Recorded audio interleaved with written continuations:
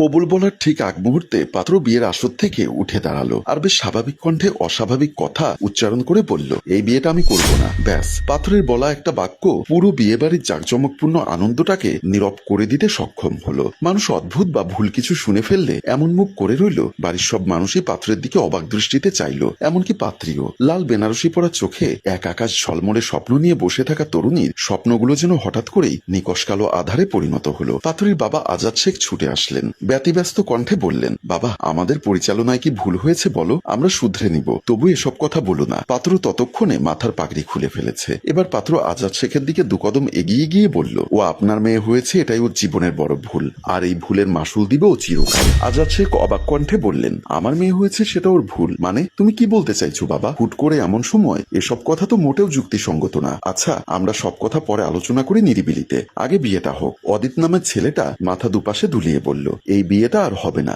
সেটা শুনেননি? এখন বিয়ের আসরে বসা আপনার এই বিয়ে ভেঙে যাওয়া মেয়েটাকে কে বিয়ে করবে সেটাও আমি দেখি। আপনিও বোঝেন একটা বাবার মেয়েকে বিয়ের আসরে বিয়ে না করে ফেলে যাওয়াটা কোন ধরনের কাজ।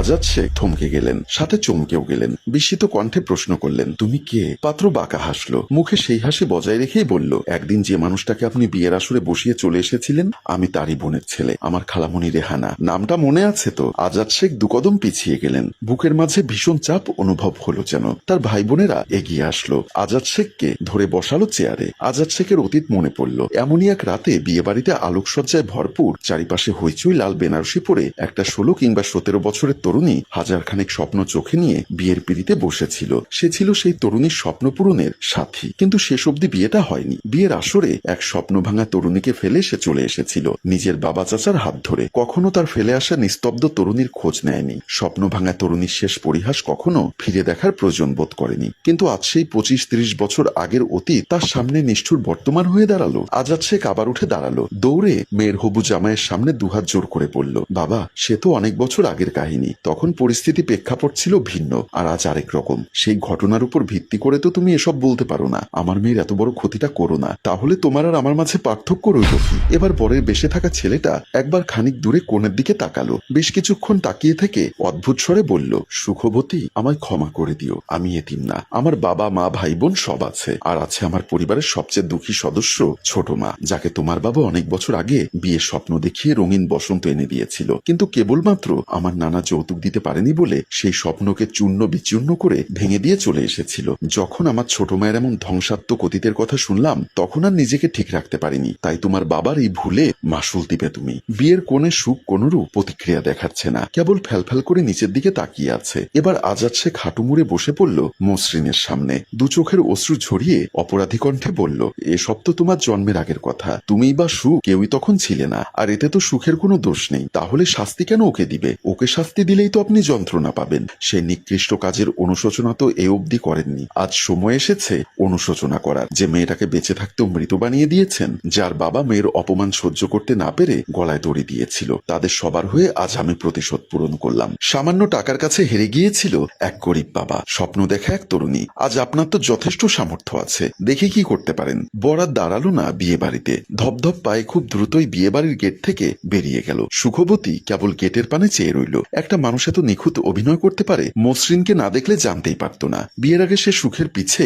কতদিন ঘুরল, তার দিন দুনিয়ায় কেউ নেই বলে দয়া মায়া কুড়ালো। অবশেষে সেই সুদর্শন মানবের জন্য যখন সুখের মন গড়ল, তখনই এই ধাক্কাটা পেতে হলো। বিয়ের আসরে যখন চাপা গুঞ্জনে ভরে গেল, তখন কেউ ঠাস করে চর বসালো সুখের গালে। সুখ চমকে উঠল, সাথে সাথে চমকে উঠল উপস্থিত প্রত্যেকটা মানুষ। যে মেয়েটা সদ্য বিয়ে ভাঙলো, তাকে কোন মানুষ এভাবে চট দিতে পারে? সবাই উৎসুক দৃষ্টিতে চট দেওয়া ব্যক্তিটার দিকে তাকালো। মানুষটা আর কেউ না, সুখের সৎমা সানজিদা বেগম। সানজিদা বেগম সুখের হাতটা ধরে টেনে দাঁড় করালো, দুগালে আরো দু চারটে চর বসিয়ে হিংস্র কণ্ঠে বলল, অপয়া, অলক্ষী মেয়ে, জানতাম তোর কপালে ভালো কিছু নেই। মানিজ্জত সব গেল, এখনো এখানে বসে আছিস কোন মুখে? লজ্জা শরম নেই বুঝি তোর? যা, গলায় দড়ি দিয়ে মর। সুখ তার টানা টানা ডাগর আখি যুগল বাবার পানে নিস্তব্ধ করে। সেই আখিতে যেন রাজ্যের বিষণ্ণতা আর অসহায়ত্ব। আজাদ শেখ মেয়ের দৃষ্টির মানে বুঝতে পারেন। দুনিয়ার সবচেয়ে অসহায় বাবা যেন তিনি। ছোট মানুষের মতো কেঁদে ওঠে বাবা, আর আহাজারি করে বলে, আজ সব আমার জন্য হলো মা, আমায় তুই ক্ষমা করিস। তোর বাবা দুনিয়ার সবচেয়ে অসহায় আর অপরাধী বাবা, যার নিজের ভুলের জন্য সন্তানের জীবনটা শেষ। এই পাপের কোনো ক্ষমা হয় না। সেদিন আমি সেই তরুণী আর তার বাবার দুঃখ অনুভব করতে পারিনি, তাই আজ আমার উপরওয়ালা আমাকে তো অনুভব করিয়ে দিল। এই পোড়া মুখ, এই লজ্জা লজ্জা আমি ঢাকবো কেমন করে মা? এই মানুষের যে ধিৎকার পাওয়া ছাড়া উপায় নেই। সুখের চোখ যেন পানি শূন্যতায় আক্রান্ত।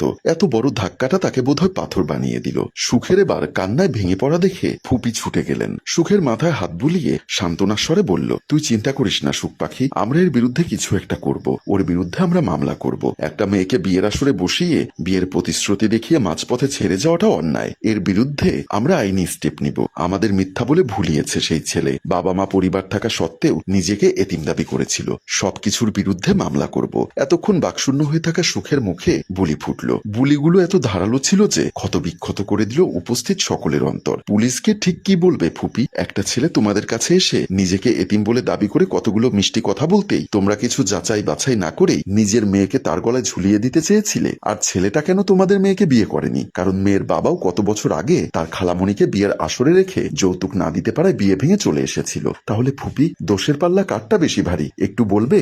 নিস্তব্ধ হয়ে গেল চারিপাশ। সুখের সৎমা বেধড়ক মারধর শুরু করলো সুখের উপর। সবাই যখন মারধর ঠেকাতে ব্যস্ত তখন সুখের ছোট বোন ছুটে এসে চিৎকার দিয়ে বলল, আম্মু, আপা, তাড়াতাড়ি এসো, আব্বা যেন কেমন করছে। সবাই ভ্রু কুচকে ফেললো। চারিপাশে তাকিয়ে দেখে আজাদ শেখ কোথাও নেই। সবার প্রথম সুখী ছুট লাগায় বাবার ঘরে। সুখের পেছনে পেছনে ছুটল সবাই। আজাদ শেখের মুখ দিয়ে অনবরত রক্ত বের হচ্ছে আর নিথর দেহটা পড়ে আছে মাটিতে। হাতে একটা ছোট্ট কাগজ যেখানে লিখা, 7 করে মেয়ের নাম রেখেছিলাম সুখ, কিন্তু মেয়ের জন্মের পর 5 মাসের ছোট্ট মেয়েটাকে ফেলে তার মা পালিয়ে গেল। সুখের জীবনের সুখে ভরপুর করার জন্য আনলাম সৎমা, যার কৃপায় সুখের জীবন সুখহীনতায় ভরে উঠল। আজ আবারও আমার পাপের ফলের জন্য মেয়েটার জীবনে কলঙ্ক লেগে গেল। মেয়ের জীবনটা হয়ে গেল সুখের অসুখ। সুখ বাবার দেহের পানে তাকালো। পৃথিবীতে সব থেকে বেশি ভালোবাসার মানুষটাও আজ বিদায় নিল। বটগাছের ছায়াবিহীন সুখ টিকবে তো, না সুখহীনতার গল্পে ভরে উঠবে সুখবতীর নির্মম জীবন? সম্মানিত ভিউয়ার্স, গল্পের বাকি অংশ দেখতে আমাদের পেজে চোখ রাখুন আর বেশি বেশি কমেন্ট এবং শেয়ার করে আমাদের সাথেই থাকুন। ধন্যবাদ। গল্পটির ভাবনা ও পরিচালনায় অভি, ক্যামেরায় শিহাব ও শাকিল এবং প্রযোজনায় মঞ্জুর মোর্শেদ। ধন্যবাদ।